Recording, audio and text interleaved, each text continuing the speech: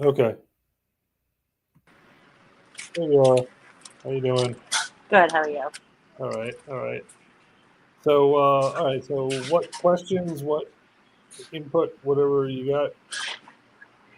So it was just the forewarn again that I was not that like refreshed on, but then I did speak with somebody about it again. My brother-in-law, he does the real estate also, so he was just kind of giving me a summed up on it. That was the background check that we're supposed to be doing, right? Yeah. Yeah. Well, Okay, yeah. And I'll show you forewarn right now. If they okay. go Because I through. know you did show me the first time, but it just was like not fresh Yeah. in my mind. And just so you know, I am recording this, so this will be in our Okay, directory with slowly building. And I'm going to show you a little bit about what our back end CRM is. I was having it built over the weekend. And I thought it was all installed, but it was built. It wasn't installed, so I can show you some of it. okay. That's what happens when ChatGPT tells you it's doing something. It's like, well, I can do this Yeah. much, not that much. But let's see. Where's the 4-1? There it is. 473-875. 473-875. All right, so you can do this reverse phone search thing, and I've never done it, so we'll try Okay. it. So you can only just get a number, and that'll give you kind of the Well, background on it too, or yeah, you gotta well, get the. so I've never done this. So the reverse Okay, phone searches, if someone says here, if all you have is a phone number, then you can use it. this will tell you who it is. I'm not sure why Okay. Kelly's on there, but whatever. Um, and then it gives you the full forewarn results. This is the results forewarn will always give you for somebody. Okay. So if you already have a phone number, you're not skip tracing them. You enter their phone number, and you can get the same information. Which is, and by the way, when you look at the phone records, forget this last seen date. I literally made a phone call on that off that phone number this morning. Okay. It does the last seen part doesn't work, but these are in fact these two were definitely my numbers. This one's I think might have been in the past. This one's my wife's number. Okay, I so they think the give you first everything one's a that's business linked to line, it. so, which we're all on the same phone bill, so whatever, it's all whatever. So basically, it's fairly accurate if the numbers at least existed for that person. You Okay. can find out their address history. If I can't imagine why that matters, but okay. You can look at criminal infraction report and see. And I mean, I don't care if you do a background check on them. Hmm. You're using this to skip trace them to get their phone number for the most part. Okay. But obviously, if you're going to meet somebody, you might want to know if they've got a background and stuff that would scare you. Gotcha. Um, Okay. that is totally for you. And you can email yourself a PDF or whatever. The other thing is what I'll do is I'll come in here and I'll use search by name, and I'll put in. And a lot of times I don't want to put in even the city, and I may want to put in the state Hmm. because, and then well, maybe I've jammed it up. We'll see. So there we go. Now we got to look through all the Steves in PA and figure out which one you're looking for. The reason for that is what you're really doing is and I'll go into Lackawanna County for a second. Public records, Coast County Assessment Database, and this also ties into white pages. And I'm only so what'll happen is you'll have an address. Uh-huh. Let me just start from the top on the expired. So, okay, so you'll have an address that you found on your expired listing. You went to the Hmm. old listing, you saw the owner's name, and then the owner's name, you'll use that and the property information to go. So let me see.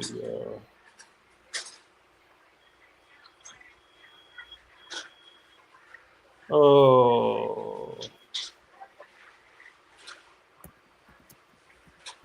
I hate doing this way because Grove Street's in Luzerne County, and um,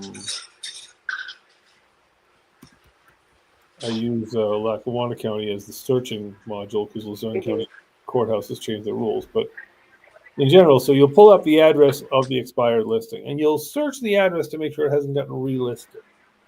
That's the first thing before you go too far. If it's active again, Yeah, sometimes, so I was able to do that. It was just then from that point I was kind of like, okay, what now?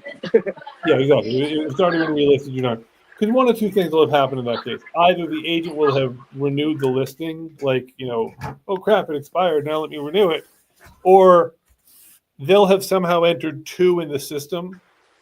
I mean, that happens. You'll hit save twice or whatever, Mhm. and what it'll they'll renew one of them when they extend their contract. They may not know the other one even existed. So if it's active, you're staying away from it. Remember, the rule is Okay. we can't go after. And now here's the distinction: you can't go after another agent's deal that is active. That does not mean you can't go after something else that client owns. Okay. Like if you meet a client at a closing or whatever, you're at an open house and you meet somebody else's client, you can't fight them for that house. Gotcha. That Okay. doesn't mean, and you probably, if you're at an open house, you shouldn't be rude enough to give them your card. But that doesn't mean, hey, if you got something else you'd like to sell, it doesn't mean you can't have that conversation. I've done that at closing tables. It Mhm. was the client wasn't okay with, and it's kind of rude to do it in front of the other agent, but they clearly hated their agent. So afterwards, I just kind of walked up and said, if you have anything else you need to do, here's my card. But you can't poach somebody else's deal on that property. But what you do in here is you found the owner. The owner's name, Good People, Good Homes. Then you go into Lackawanna County, basic search. Yes, we're not going to sue you. And I happen to know the owner. One of my friends owns Giri Krupa. So Giri Krupa, let's pretend this is the property. We go to the owner, and his address is 501 High. So it's Giri Krupa LLC. Mhm. Never get Forewarn won't do LLCs. Okay. So we now have to convert an LLC into a person. A guy I work with can give trace LLCs. I don't know how. But so what I do then is I go to White Pages, which is actually needs an S. That's what's going on there. And I go people search, and I go reverse address, I guess.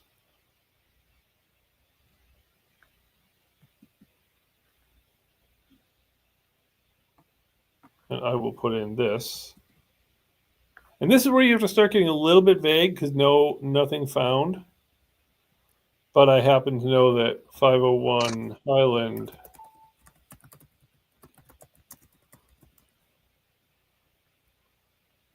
Clark Summit, PA. Okay, so it should have come up with, it did. Here's one guest shot. And again, it's never precise, but it'll narrow you down. You then can go into Forewarn. Now that you have a person's name Mhm. and a place, and this is what I was getting at earlier, is you have Abington Township, Clark Summit. You know it's in PA, Yeah. but which one is it? So now that's why a lot of times in Forewarn, I will just put in state. And then I'll start playing it back and say, okay, well, Reading, PA isn't that close to this property, so maybe that's not the one I start with. And it's a little bit of a guessing game at this point when you have a bunch of Steve Frankel to pick from to kind of narrow it down. Hopefully, that address matches. That address will appear on none of my business properties Mhm. because I have a business mailbox. I don't want my tenants knowing. But so if you had my business address, with me, you'd have a tough time because my corporate address is a mailbox, etc. So we'd have to work harder to get that person. We'd have to use one of my friends for that to Okay. find them. But basically, this is how you would skip traces. You would put in a name and a state a lot of times, or a name and a town and a state, Mhm. because it's possible they moved from this address. It's possible that. Or this might be their business address. You're looking for John Smith. You have John Smith's business address. Well, John Smith lives probably near his business. So you'll start saying, okay, well, I'm going to put John Smith in that state and find all the John Smiths that live in towns near that business address. So it's a little bit of an investigator thing, but once you find the Yeah. person, Here's some phone numbers to call. Now, if it's a privately held property, it's easier because you've got a name within the listing. Mm-hmm. You've got a name, and you've also got a tax ID number.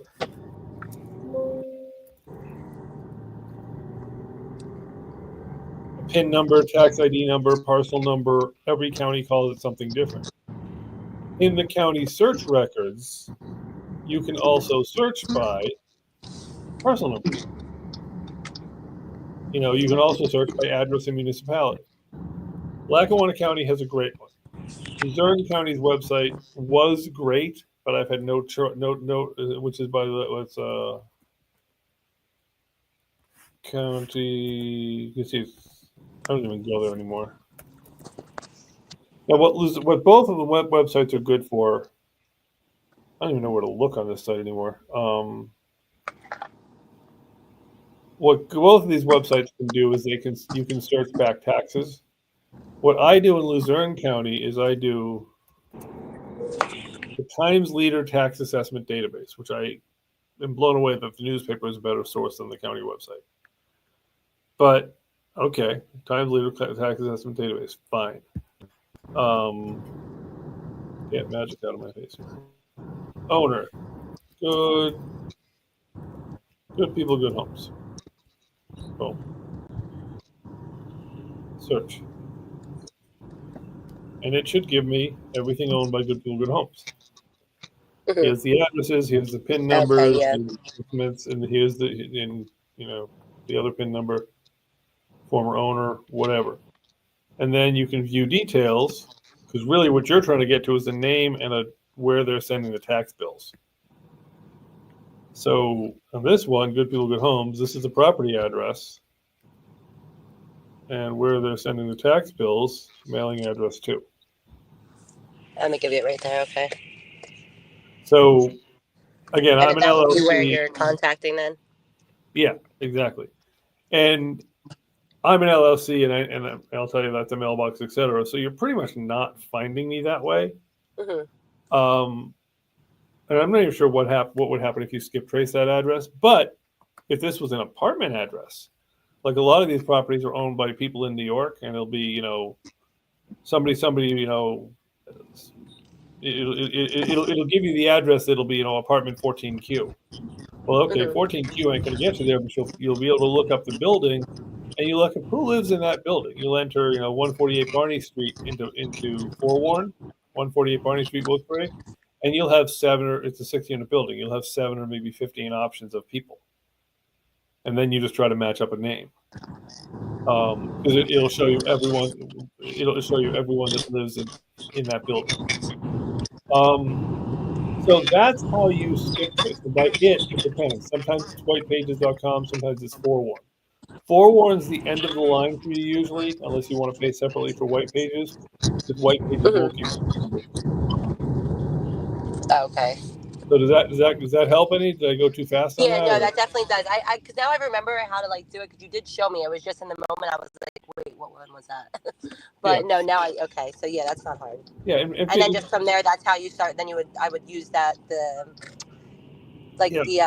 list you gave me to read off of. That would be the next step, is just start calling and kind of giving that speech. Yep. And by the way, normally I'll pick up your calls on weekends and stuff. Just this weekend I had a little bit of. No, that's okay. It's definitely okay. If you need me to say, hey, listen, I need this now, I will drop it and do it. But just this was a bad weekend. Yeah, no, that's okay. There's been a lot going on this whole week. Yeah. But so that's really, I was just kind of at that point, I'm like, okay, I could look at this stuff, and then I'm like, wait, now I'm kind of nervous because I don't know what I'm supposed to do next.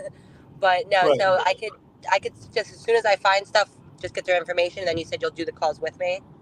Yep, exactly. Okay. And basically, I'm going to send you over, and we'll eventually, hopefully this week, have a directory. That's what I on the new CRM. But this is the rough expired listing. Can you see this? Hi, this is the homeowner.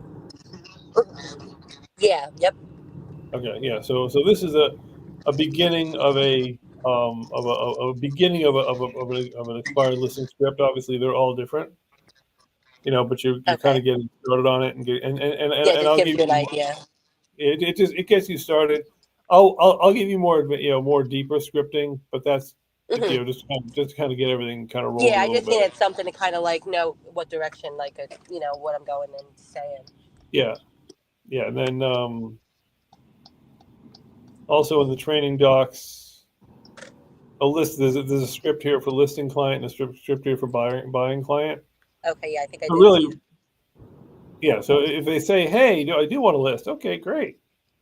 Here's some conversations. Okay, so it's just Um, give prompting points. yeah, and I've got like 20 more questions that get added onto here, but this was just sort of this was. I kind of had ChatGPT. We'll throw out some real basic stuff to really get it started. Mm-hmm. And then really what you're doing then is on the expired call, and again, yes, I'll do it with you, but on the expired or any kind of listing call, you're driving to getting enough information to give them an idea that you're qualified and that you're Mm-hmm. worth meeting with. And they're going to ask you, gee, what's the house worth? Try to avoid that because until you see it, it can be a complete train wreck. But Mm-hmm. in Flex, what you'll do is you'll find the nearby address. And by the way, if you can, when you're on the phone with them, you go into Flex and you enter their address. If they're active and pending, you put a pause and say, are you currently with or withdrawn? Are you currently are you currently signed and contracted with a licensed agent?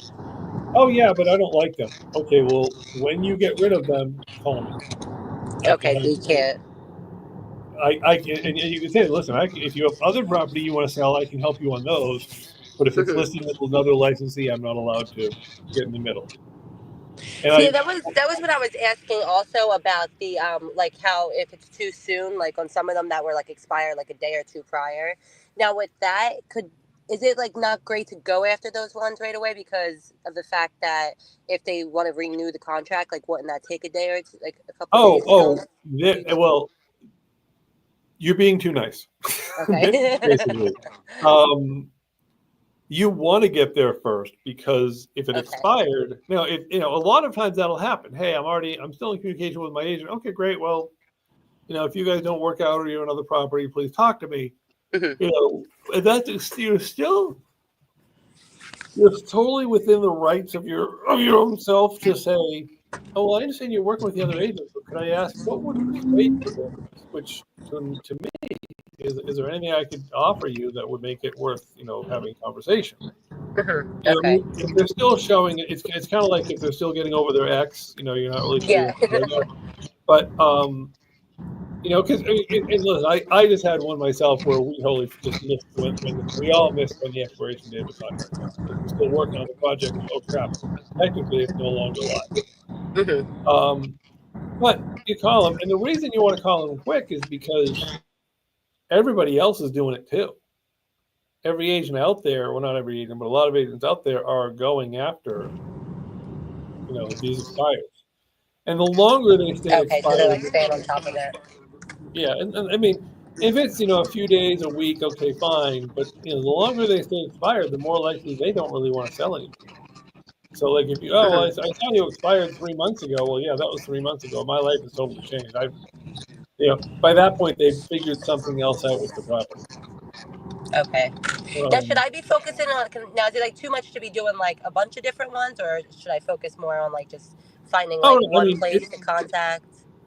no, I mean, it's total.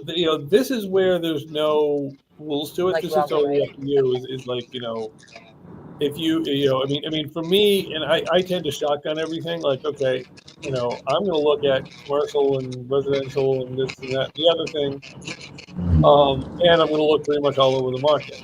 Um, some people say, well, all I want to be is the lake. I want to be the residential lake Airbnb realtor, which I think is a real narrow sector, but okay. But the point is, okay, if that's all you want to be, then great. And there is, at some point, there is something to be specializing in.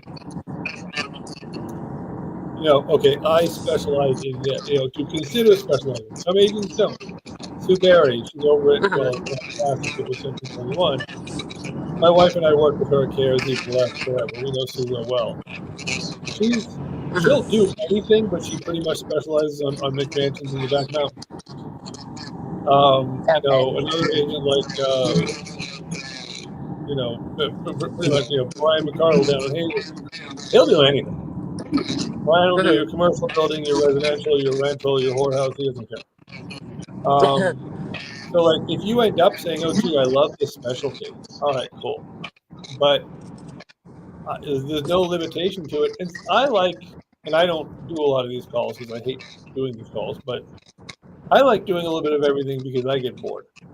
I get bored with, oh, another 3-bedroom, 2-bath house. It's kind of cute, but kind of outdated. Wow. Okay. It's like, oh, well, here's a 3-unit. Here's a this. Here's a that. But yeah, right now you're just trying to generate business. You're just trying to get people to say they like you and they want to talk to you. And remember, your qualifications are also us in terms of, well, why do I trust you? Well, my broker's been in business for this and yada yada yada.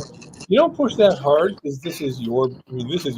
Yes, you're working under Gorilla, but this is your business. But that's the reason that can't think of her name. This is a big team over at Classic Stores who actually now are EXP. Oh yeah, just Slotica. Like, she's got probably 30 agents under herself. She's not even a broker. But no one cares. No one who works with Jess cares what brokerage she's with. They want to work with Jess.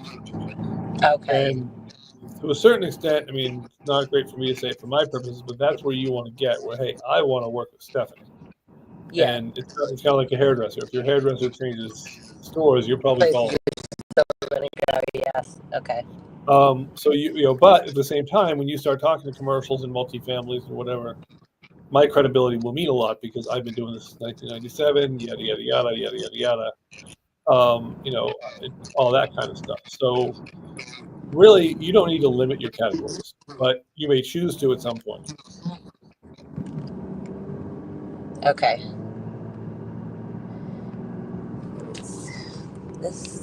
Trying to think if there was anything else I had down for you. Yeah, and also that also means the other night when I was looking. I'm sorry, what? No, I was making some side notes, but I was looking at stuff the other night just so I didn't forget if I had anything else to ask you. I was just making sure. Yeah. Is there anything else you wanted to ask? I did find a couple different places, but that's why I was like, I don't know if I should just focus on trying to find like.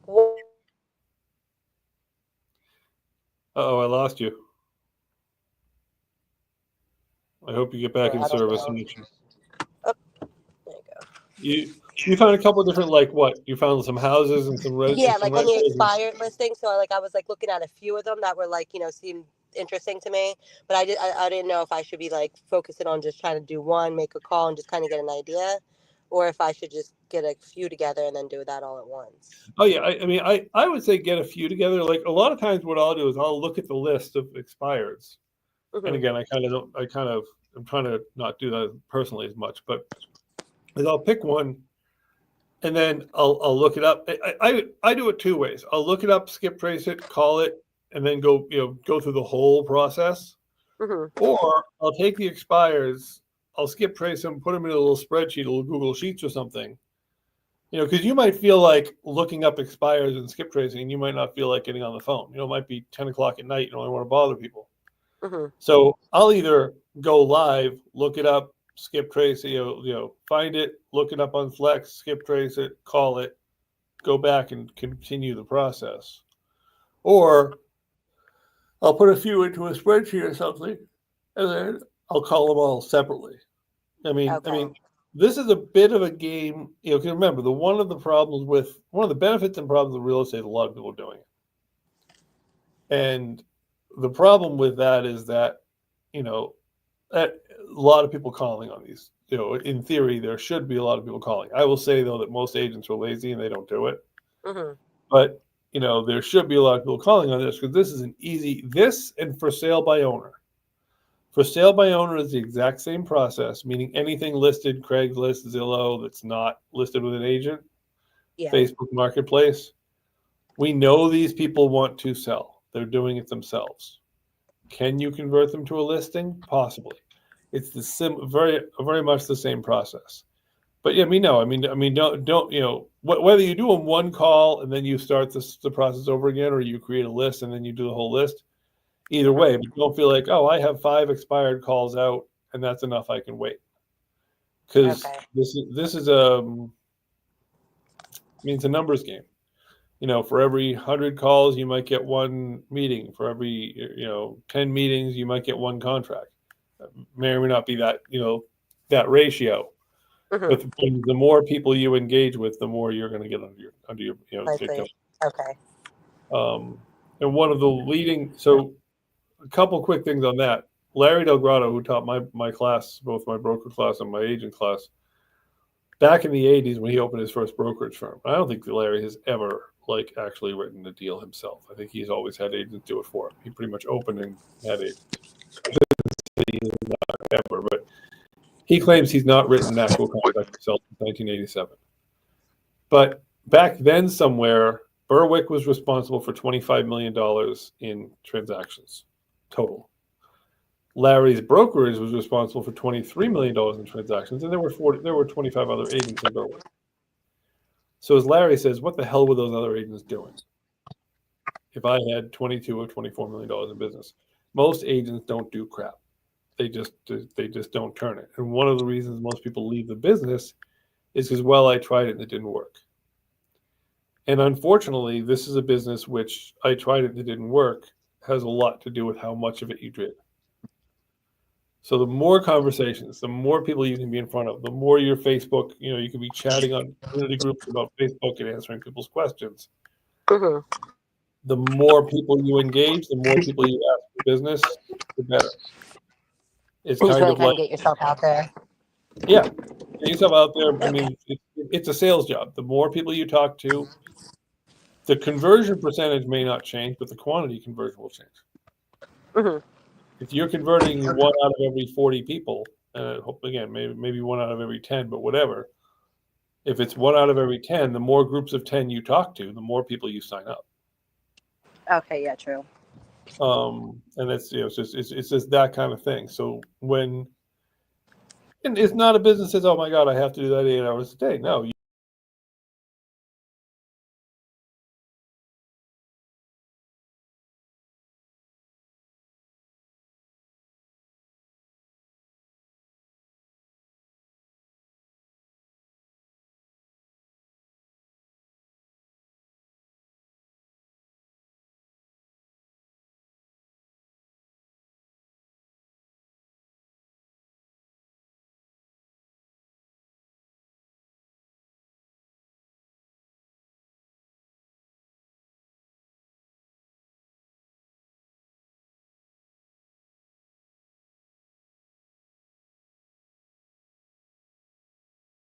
"20 years," or hey, I'm just trying this new real estate thing. Do you know anybody that can help me?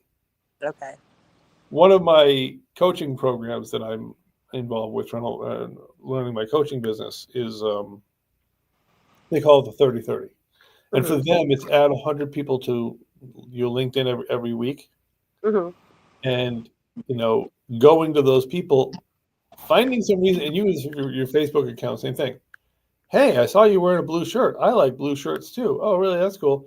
Yeah, by the way, and you work into and it's got to be how you can help them. But hey, I'm also a real estate agent. I'm just wondering if you or anybody you know is looking to have a conversation with an agent or want us to get investing in real estate or whatever. Mm-hmm.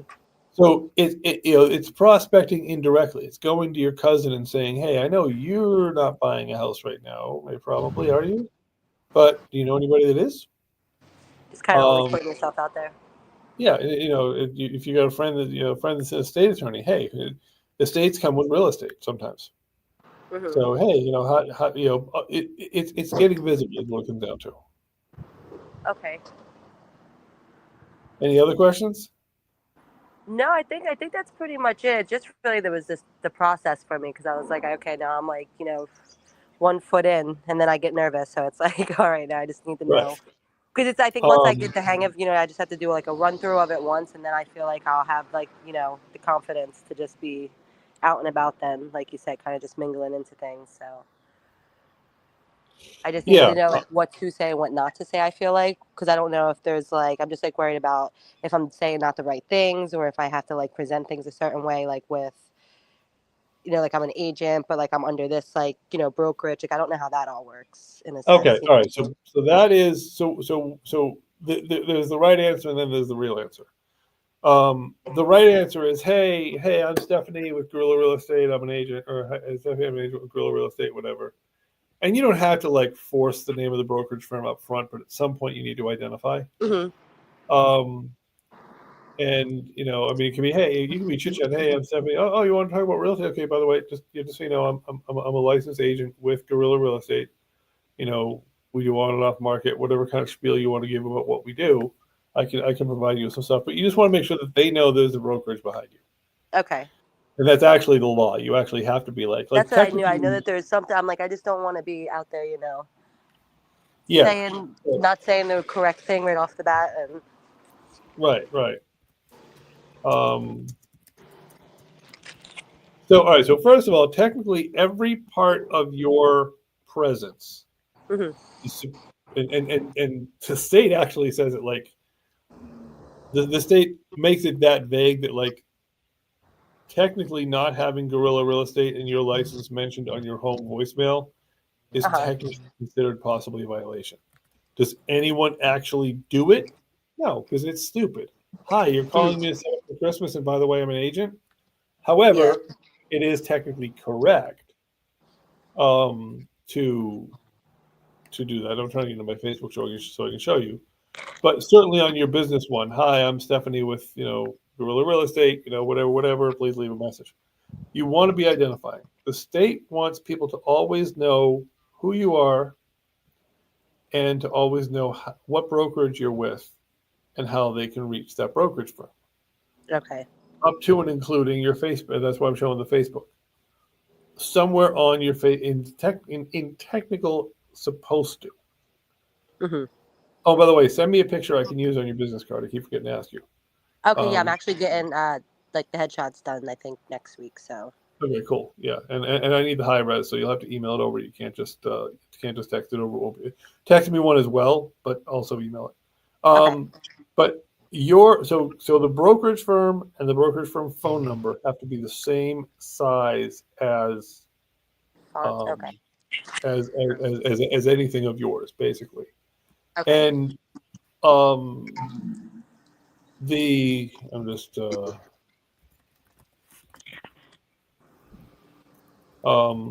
looking for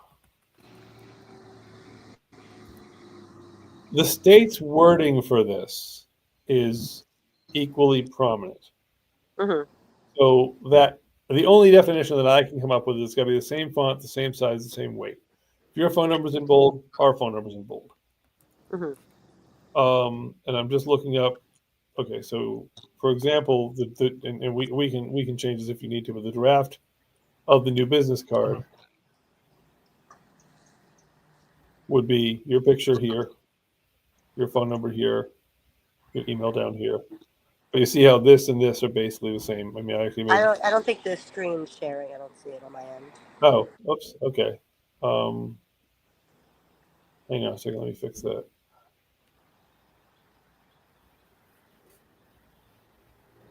I guess I'll do that.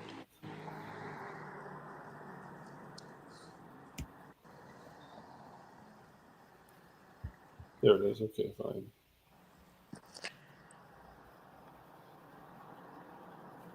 All right. So basically, this is the draft business card.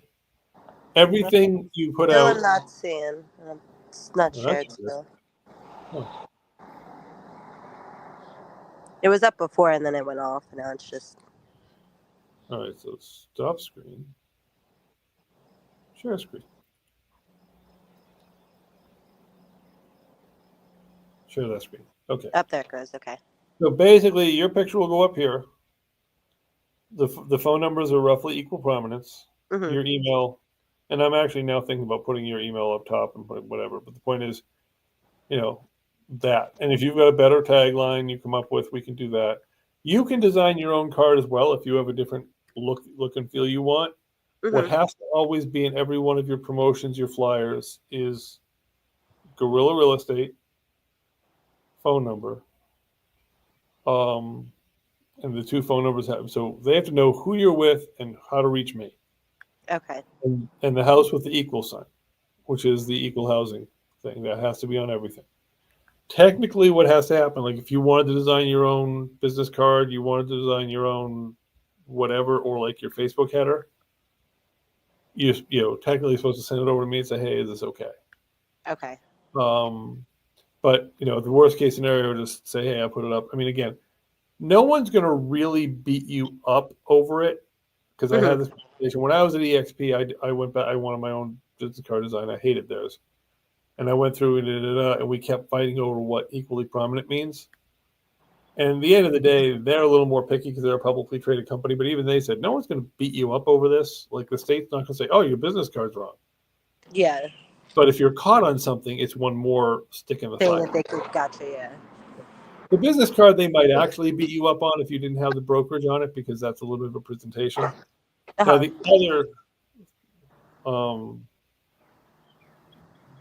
other part so technically there's that whole verbal consumer notice.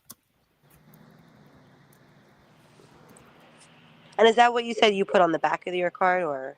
Yeah, I put it on the back of the card, and honestly, my next round I won't have it on the back of the card. Okay. And basically, what the state wants you to say, and what is actually human. So most agents don't even do a regular consumer notice, let alone like that one. But what I always try to make sure is in the message is that I'm trying to find the actual text of it. I just want to get out in the conversation that I'm a realtor. I'm a licensed agent. The realtor part, that doesn't really matter. This is state law. Remember, the realtors is a club. Oh, I'm gonna log into that anyway. So basically, I say something like this: I'm a licensed broker. I'm an agent. I'm a realtor. I am none of those things for you at this time. Don't tell me your confidential information until we sign some papers. And by the way, when they sign the actual consumer notice, when you meet with them or you send it to them by DocuSign and they sign this one, they're still not your client. They're not your client until they've signed a listing agreement or a buyer agency agreement. So what that boils down to is, and we would never break anyone's confidentiality, whatever. Of course, we're not going to be nasty. But technically, if they haven't signed a listing agreement or a buyer agency agreement, we don't have to keep their confidence. We have to do that stuff that they taught you in the class about being honest and doing our best and being fair. Yeah. That is for everybody all the time, 365 days a year. That's like the part of the Constitution that say every citizen gets. Clients get confidentiality, fiduciary responsibility. And when they become your client, they sign a listing agreement or a buyer agency agreement, you owe them more allegiance actually than you owe yourself. That's when you have to stop thinking about, gee, how much will I make on this transaction, which no one actually ever stops thinking about. Yeah. And it's right for the client. And I've had conversations with the clients. Say, listen, I'm losing I'm like making less commission by telling you this, but you should do this because if you're in your situation to do this for you, and I don't highlight that I'm making less to change anything, but just to let them know, hey, you know what, I'm acting against my own interests because that's what I'm supposed to do. So when you're on the phone with them, you're just saying something like, hey, I'm Stephanie, I'm a licensed agent with Guerrilla Real Estate, and where it gets sticky is if you're listing a property and you get called from a buyer, like just not somebody else. Somebody else. So the first question you ask a buyer is you say, are you working with an agent on this property? Yes. Okay, great. Call that agent. Leave me alone. Very nice way. Yeah. No. Okay, great. Let me tell you that I'm the listing agent on this property. Until I can be your agent. It is legal under Pennsylvania for me to be your agent, but I'm not your agent yet. Until we sign documents, don't tell me how desperately you need the property or how much you have to spend your money by the end of the day. Don't tell me your confidential information because I have to use it against you in service of the seller. You make it short and sweet just to say to them, don't tell me, oh my God, I know there's oil under that house and I'll pay anything to get it. Because once you know that, you have to advise that to the seller. You can be dual. You can be both sides of an equation. We'll get to that when it happens. Because certain things get a little more complicated. The most important thing is you have to tell both parties that you're dual, get them both to sign off, and your negotiating skills get less because you can't advise one party against the other. Yeah. So if you know the buyer will go up $10,000, you can't tell the seller, well, I think we should go up $10,000. You can say to the seller, I think the buyer might have some room. What would you like to do? And that's why, but we'll cross that bridge later. All right, so let me just go back a little bit here. In our CRM, so we have a CRM, and I'll send you a link to this later, where we have forms. Every deal, every person you talk to, every deal, whatever, every person you talk to can be a gray line. What I tell everyone to do is when you're on the phone, have a notebook, and I usually do it with a paper notebook or an open blank Word document, because things never go according to plan in the calls. And so you're having a conversation with this person when you actually get there. But we have a form you will fill out for every contact and whatever. It's the CRM. It'll remind you to get back in touch with them. You'll say, hey, reminder time is 6 months down the road or whatever. We've been here a while. I don't want to keep you tied up too long. We'll do this training on that another day. But we have the technology for that, and we have everything. It'll ask you everything. It'll eventually be calculating repair values and stuff. So all of that happens in the Zoho. So I think you got an email from me about Zoho. Yeah. At some point, or an email from Zoho rather about signing up. So yeah, at some point you want to do that. Yeah, I think I did sign up for it already. Okay, yeah. So you just want to make sure you do that. And I'm just glancing at the training doc and seeing what else I'm missing. Okay, so the buyer client script, we can cover that. That's hey, if you're dealing with a buyer. Expired listing script. So expired script switches very quickly to listing script.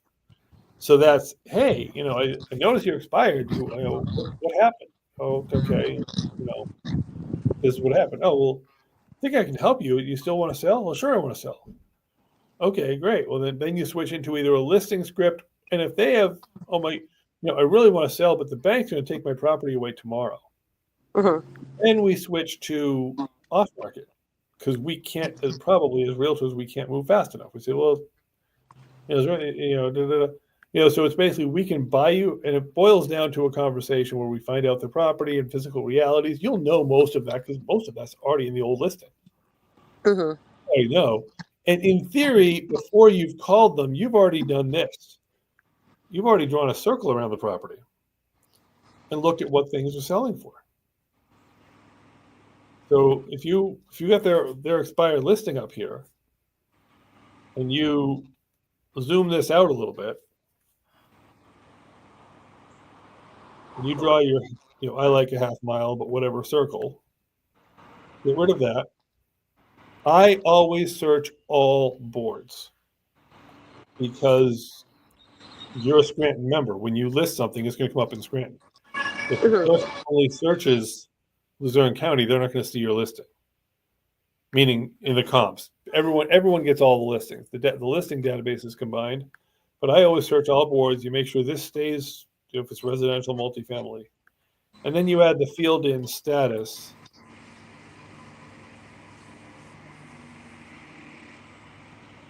Status of closed. So I've drawn a circle around the property, a half-mile circle. I've picked status of closed, and I've picked all boards. And now it has given me, and you always want to make sure if you're not looking at residential, when you select all boards, it will pop this back to residential. So you have to reselect whatever your other box is. Okay. Like in this case, it's multifamily. And it's going to show me all the solds of multifamilies. Then I now can see, and I physically look and say, that one's kind of like mine, and go somewhere. Okay, this is they all okay. That one, these all could be possibly comparable. And then you start looking at the details. You open one up, you look at its pictures. Is it updated? Is it less updated? Da, da, da.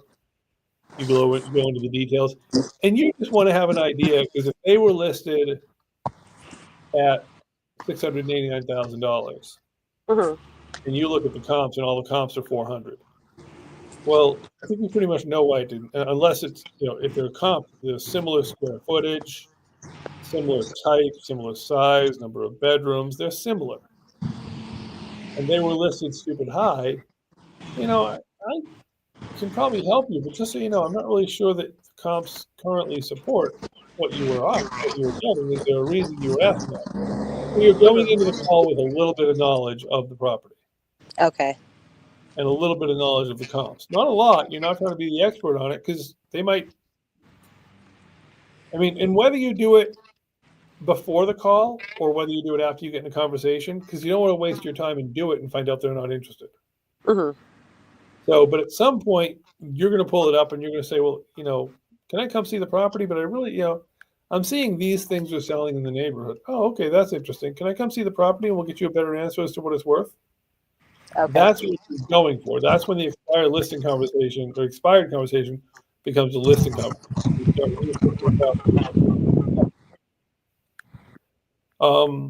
But anyway, to keep it simple, right now, what you're trying to do is you're trying to get a list of expired calls or expired properties, skip trace them, get the phone numbers, and I'll do the next set of calls with you. Okay.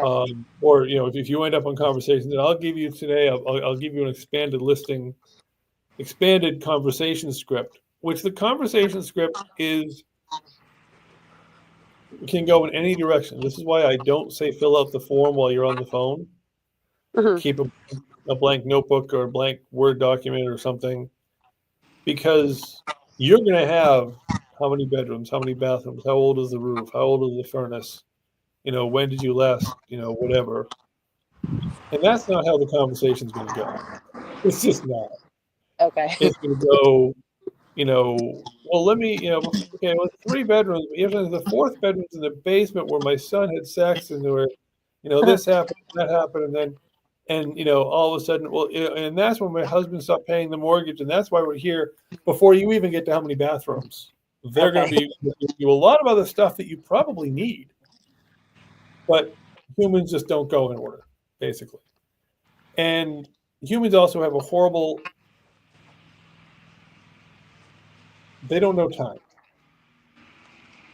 I think, when did I build my house? I think, when did I renovate my house? Well, it wasn't that long ago. In reality, my daughter, we bought it the month she was born, and we moved into it when she was 2. She's 15. So, well, the kitchen was updated not too long ago. Okay, what year? Who was president? Obama. Yeah. Okay, maybe a little bit, not so much, not long ago. Or you want to kind of real world some of their answers, and what you called is not. A lot of times in wholesale, we're trying to get all the answers on the call because it's far away. But if it's more a matter of, if you feel it's more in the relationship to go see the house, that's great, because really the purpose of the expired call, or any seller call, is to get your butt in that house. Okay. And you're going to go over there, and a lot of times you'll have run the comps. You want to get enough information so you can see what's comparable. Oh, is your kitchen updated? Well, no, my kitchen looks like 1920s. Okay, well then I know, that to me, that's the 70s or 80s kitchen. So who was president? Nixon. Oh, okay, so the kitchen probably looks like this. Well, when you go over there, I like to bring my laptop. I like to pull it up live and show them the search. I can bring the printed search. I can put the PDF up here, but I like to show them, hey, I'm doing this live.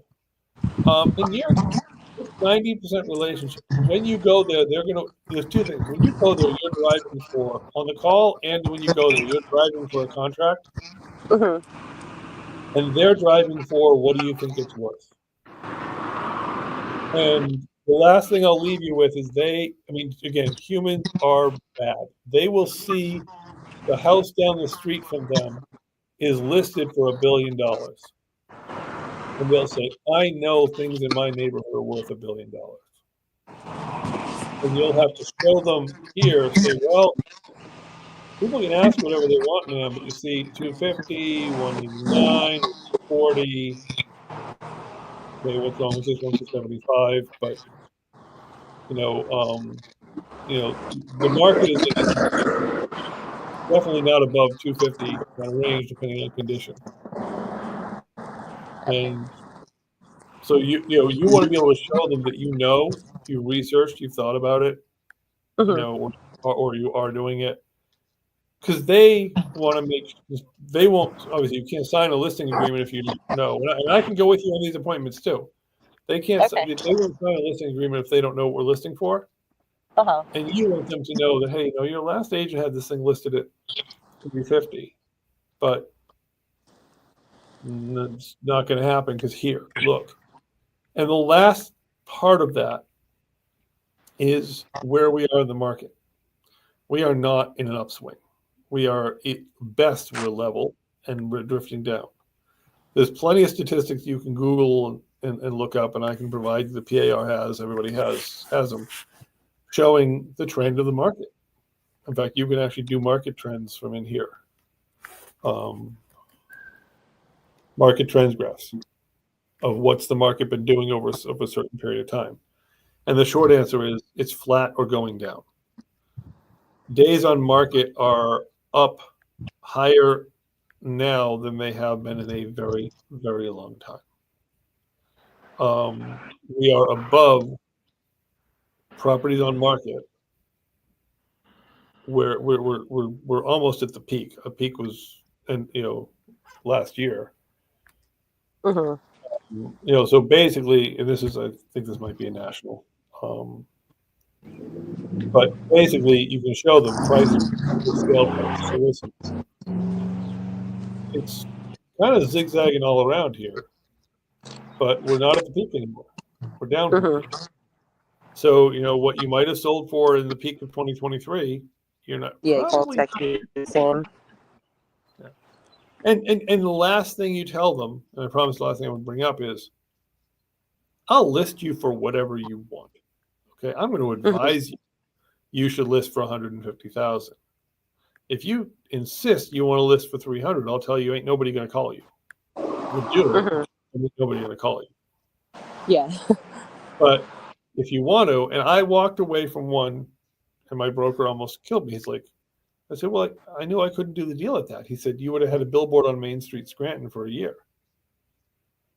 He's like, we both knew you couldn't do the deal at that. But if that's some realtor is going to sign that contract, and it might as well be you. Yeah. So you advise them, you give them the best advice, yada, yada, yada. But it's at their call at the end of the day. Yep. And I just got fired, and I ended up having to release the woman. I did not want to release this contract, and I legally didn't have to, but I decided to because she was going to call attorneys and crap. And she was all mad that we didn't sell our house. We had nothing. I said, ma'am, we had 2 offers, signed contracts, which you signed, and then you both walked away on a $500,000 deal for $5,000 difference. So please don't tell me we didn't do our jobs. Do anything, yeah, exactly. But where I was going with that is that they will have in their mind what they want to sell for, and if you can't convince them on reality, a lot of times that's why I don't take contracts under 6 months. We can talk about detail, but I want to lock him in for a reasonable period of time. It's not like, oh, I'll try you for a month. Yeah. A month just ain't worth it. So anyway, so right now you go through some expired, you skip trace some expireds, you get some phone numbers, and then, what I would like to do is, I'll do your first few initial calls with you, but after a while I'll be like, okay, when you get someone that wants to actually talk real estate, call me. You might go through 20 people who pick up and don't want anything. So I'll do your first, however you want. I'll do as many as you want, but usually it's like, well, let's do 10 or 20, for 5, 10, 15 together, whatever they result in. So you'll sort of hear how that banter goes. Okay. And we'll do them. I do the talking, you do the listening, then we switch it up. And then later on, when you catch somebody who actually wants to have a first conversation, hey, hold on a second. Let me just follow my broker in here so we can kind of get through this faster. Okay. And I mean, I'll be on as many calls as you need. I'll go to as many visits as you need. But really, the expired listing is, do you want to relist? If they go there, it's a listing conversation. And that's where you're setting up to get to a meeting or get a contract signed. If they're not local, we don't need to meet. We can do it virtually. Questions like, how do I get keys come into the equation? But that's it. Pretty much, All right. pretty simple. Yeah, no, it sounds good. That's definitely helpful. All right. I appreciate it. Thank you. All right. Thank you so much, Steve. I'll talk to you later. Bye-bye. All right. Bye-bye.